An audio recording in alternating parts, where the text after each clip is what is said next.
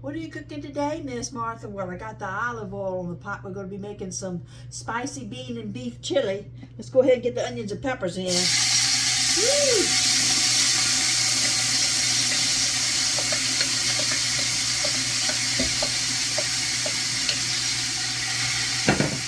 We're going to brown these off. There we go. That's going to settle down just a second here. We're going to brown these off until the onions go clear, and then we'll add our 2 pounds of ground beef. So we've got about 4 cups of onions and pepper, 2 pounds of ground beef. This is the leaner beef, 85% lean, 15% fat, I believe it is. We'll add that in once the peppers are, and we'll brown off the meat into that. So we'll pick back up in just a minute. Now we're making simple. It's so simple your grandkids can do it by themselves, and you just over there make sure they don't burn themselves with it. Or your cooking challenged husband could make it himself, as long as you stay and make sure he doesn't burn the kitchen down. I'll be right back. While the meat's browning off here, I want you to know that I've got everything planned and ready to go for my big reveal, where I have reinvented your picnic sides of macaroni and cheese, a potato salad, and baked beans. I get tired of making the same little dishes, even though the family loves it. It's just the same stuff that you take to every picnic. So this year I'm going to be making a macaroni and cheese croquette, a baked bean empanada, and a potato salad crumpet. So I've got everything ready to go with it, but it's just so much food. I'm gonna cook that closer to the weekend where I have people I can share that with. So right now, I got a recipe in between. I promised you that video, but I'm not ready to cook that yet because that's a lot of cooking time. I want to go out and garden today before the rain hits. I got some other little plants I want to get in there. I've never grown spaghetti squash before, but I'm going to actually grow some. I've got some plants from the garden center that I'm going to grow that this year.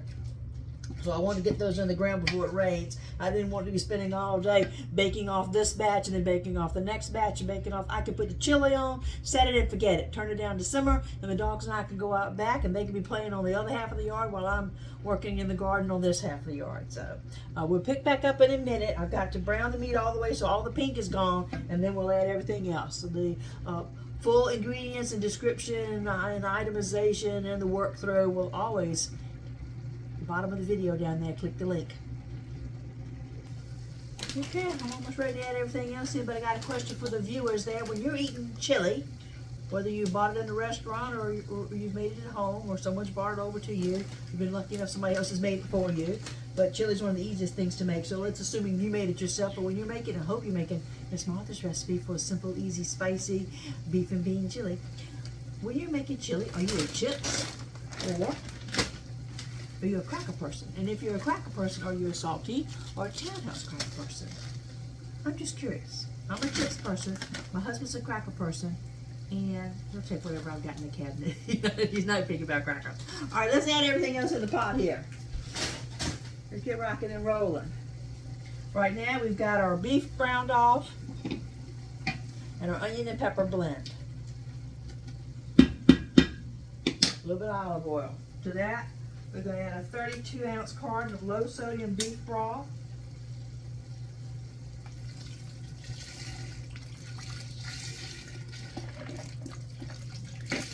Whew. Don't let me splash on you. See where you're under mommy's feet. Got over here the way. Okay. I've got a 12-ounce can of tomato paste. When I can buy store-bought brand, save a little pennies when you can.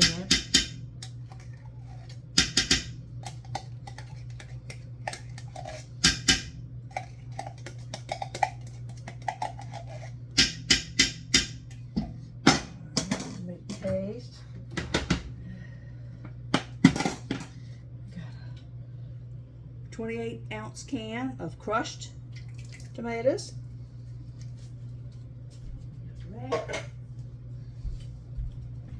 I've got 3 10-ounce cans of the hot Ro-tel, which has a little habanero peppers in it. 1, 2, 1 more makes 3. Just take a second to stir that all together.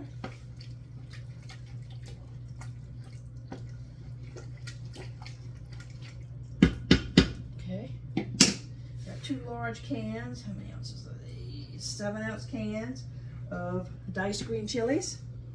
I didn't drain any of these cans, if you noticed.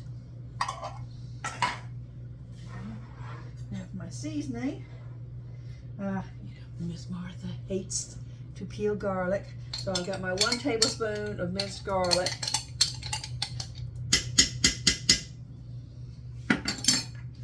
Clean spoon for the bouillon.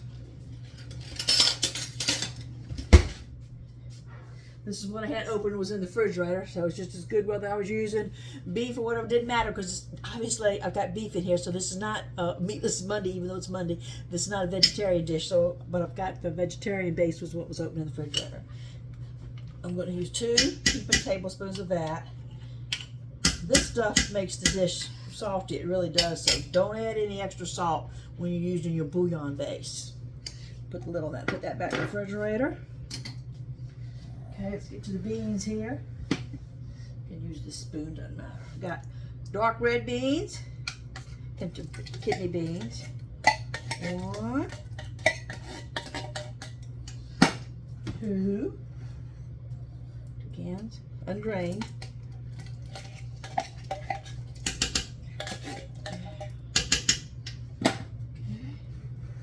2 cans of cannellini beans. These cans usually, most of them say 15 ounce on them. So those 2 cans of the dark red, 2 cans of the cannellini, 1 can of pinto, and 1 of the light red beans to go in. And before I get to the other seasoning, I'm going to stir everything up real good and move these canned goods out the way. So we'll stir everything together well, and we'll be right back. Okay, look how beautiful it's looking already, but let's get the seasoning in it. So we're going to need 3 tablespoons of garlic powder. 1, 2, 3. 1 teaspoon of black pepper. 1 teaspoon of cayenne pepper. We'll get a clean spoon for the sugar dish. Anytime Miss Martha uses tomatoes, I'm going to use a little bit of sugar to keep the acid down, because it hurts my teeth. So 1 teaspoon of sugar.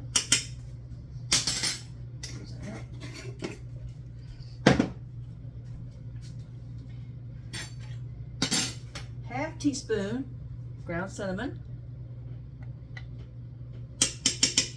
That's going to kick it up.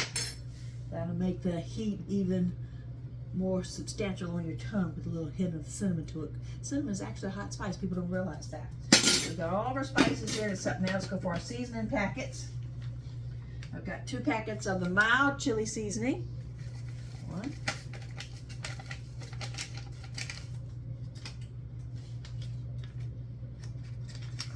2. What's that? And I've got 4 little packets of the Goya ham seasoning. Okay. It's going to give it that little smoky vibe. 1, 2, 3, 4. I know you're looking at the elephant in the room over there and wondering, what's down there? What's that? What's that last ingredient? I'll show you just a minute. Let's get all this stirred in here.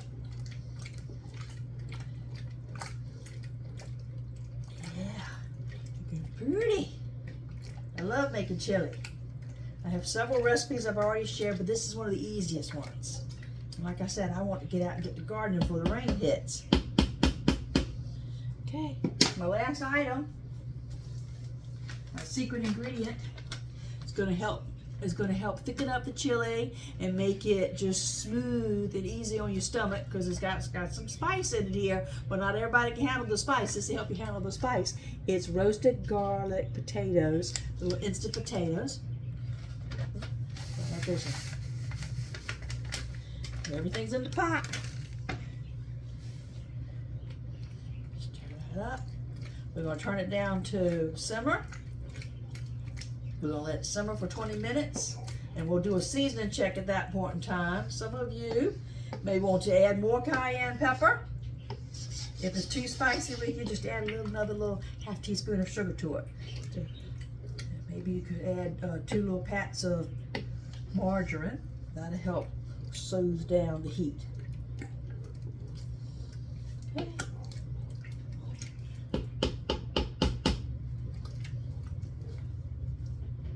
Give me a minute to clean up the other little items we had around it. We'll be right back. Okay. Got it turned down to low. I'll let it simmer for 20 minutes. And then we'll turn it down to simmer.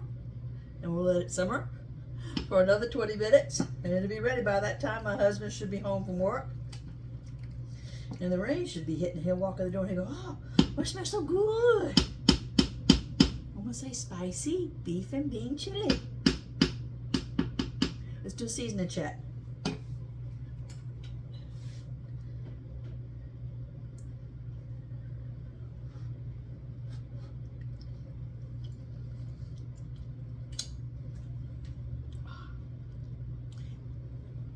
That's delicious. It's got just a little heat. It's gonna get you the back of the tongue now. If you want it spicier, you can add more to it, but this is perfect. This is just the way that we like it here.